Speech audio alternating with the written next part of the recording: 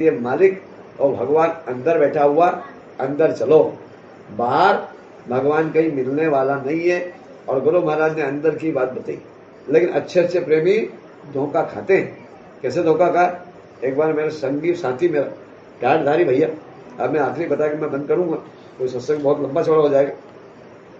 मेरे को खुजाल चलती थी, पहले भयंकर खुजाल चलती थी, और कभी 8 दिन में चली, कभी 10 दिन में चली, कभी 4 दिन में चली, कभी 15 दिन में चलती, और ऐसी खुजाल चलती कि घंटे 2 घंटे के लिए आदमी पागल पागल हो जाता। मैंने कम से कम 50 डॉक्टरों की दवा करा चुका था। कोई देवास का, तो कोई उज्जैन का, तो कोई धार का, तो कोई इंदौर का, जहां जाता वहीं डॉक्टरों की दवा करा था, लेकिन फायदा बिल्कुल भी नहीं मिलता। एक नया पैसे का फायदा। अब बड़ा परेशान। और खुजाल चलती, जब घर रहता तो इतनी खुजाल चलती, मैं घरवाले से खुजलाता था, क्योंकि अकेला काम ही नहीं कर। और धीरे धीरे खुजाल चल चल के वो ऐसे बदन में से राजगिरा के राजगिरा आते हैं, राजगिरा से छोड़, राजगिरा से फिर ज्वार बरोबर, ज्वार से फिर मक्का बरोबर, और मक्के से फिर रुपए के रुपए, ऐसे ऐसे फपोले उठते थे। 2 घंटे तक आदमी बहुत परेशान रहता था। अब क्या हुआ कि एक बार जब गए गुरु महाराज के पास सत्संग में, तो सुबह सुबह उठे और दिन निकलते गुरु महाराज मंच पे आते थे, तो थोड़ा जल्दी उठे, उजाला हुआ नहीं हुआ, हाथ मुंह थोड़ा धोया और गुरु महाराज के सत्संग में पहुंचते थे। तब घर वाली कहने लगी, विवाह स्टार्ट कर देता, पहन लिया, दिन भर जय गुरुदेव, वक्ता बनी गया, दिन भर बक्ता मतलब बकते रहो, दिन भर तुम बकते हो। और गुरु महाराज के पास तो जाते नहीं हो।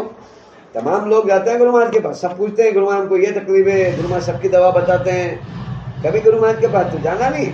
बस स्टार्ट कर देता, पहन लिया, टांग मार रही थी।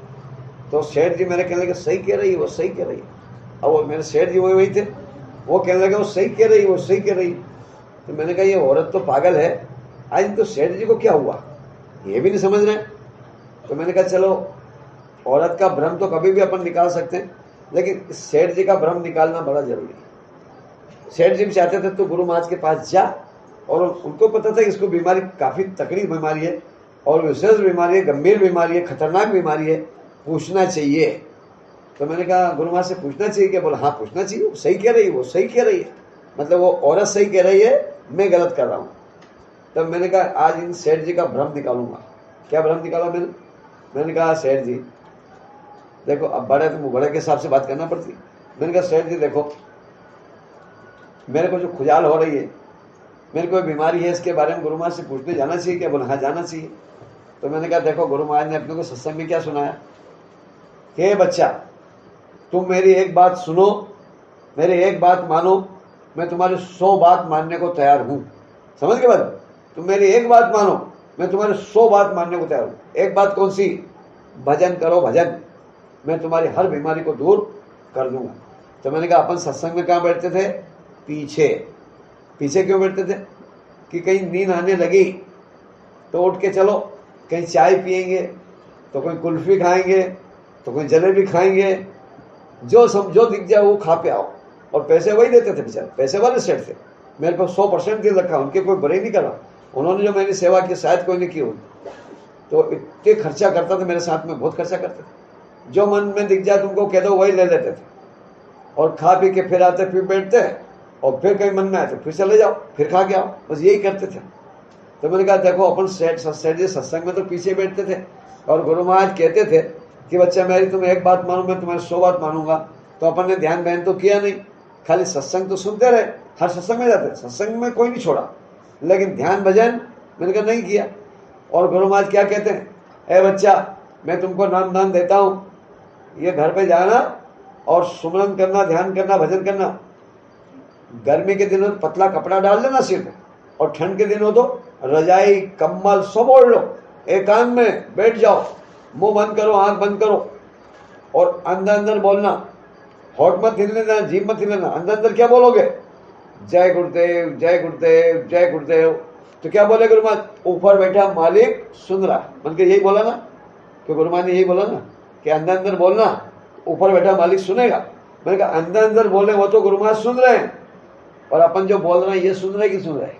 जो मन के अपन जो जोर जोर से बात कर रहे हैं, ये गुरु महाराज सुन रहे ही सुन रहे? बोले ये भी सुन रहे हैं।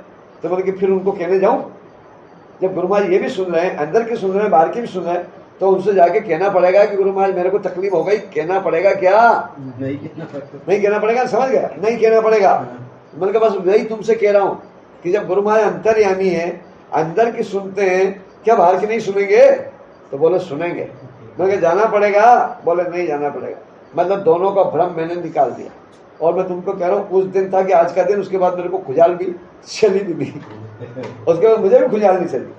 तो कहने का मतलब गुरु अंतर्यामी और सब सुनने को तैयार है, लेकिन हम मानने को तैयार नहीं है। अभी मन में शंका, और शंका जो बनी रहे, शंका अगर किसी को हो जाए, जब रात में तुम रोड पे चलो और तुमको कोई शंका, अंधेरे में कुछ दिखे कि सांप तो नहीं पड़ा है, और लाइट बढ़ो तो रस्सी दिखाई देती है, और अंधेरे में क्या दिखता? सांप, उसका मुंह भी दिखेगा, उसकी फन दिखेगी, सब बनेगा। अंधेरे में शंका हो जाए ना, हम पहले खेत पे जाते तो ज्वार बोते थे, ज्वार की जो वो पत्ती पत्ती में झाड़ रहते उनको पैर काट काट के पिंडिया बना बनाए रखते। ऐसा दिखता शेर बैठा, शेर, और शेर की पूंछ दिखती, उसका मुंह दिखता, और पास में जाते तो वो पिंडिया निकलती। तो शंका जो हो जाए ना, शंका की दवा आज तक बनी नहीं, तो शंका मत करो, गुरु से प्रेम करो। घर गुरु से प्रेम हो गया, मानो प्रभु से तार जुड़ गया रे, बोलो घर गुरु से प्रेम हो गया, मानो प्रभु से तार जुड़ गया। गुरु से प्रेम तो करते नहीं, प्रेम किससे करते? संसार से। जैसे प्रीत कुटुंब से, वैसे गुरु से होय, बाँह पकड़ के ले चले, फिर रोक सके नहीं कोई। गुरु से प्रेम करना सीखो। प्रेम गली अति साकरी तामे दोनों। प्रेम ऐसा करो कि गुरु मेरे हैं और मैं गुरु का हूं, और संसार में कोई है ही नहीं। ऐसे भाव बना लो कि सारा संसार गुरु का है, और मेरा संसार में कोई नहीं है। मेरा संसार में सिवाय गुरु को छोड़ के अपना कोई नहीं है जी। ऐसे भाव बनाओ कि गुरु के अलावा हमारा कोई नहीं है, और मैं गुरु के अलावा किसी का नहीं।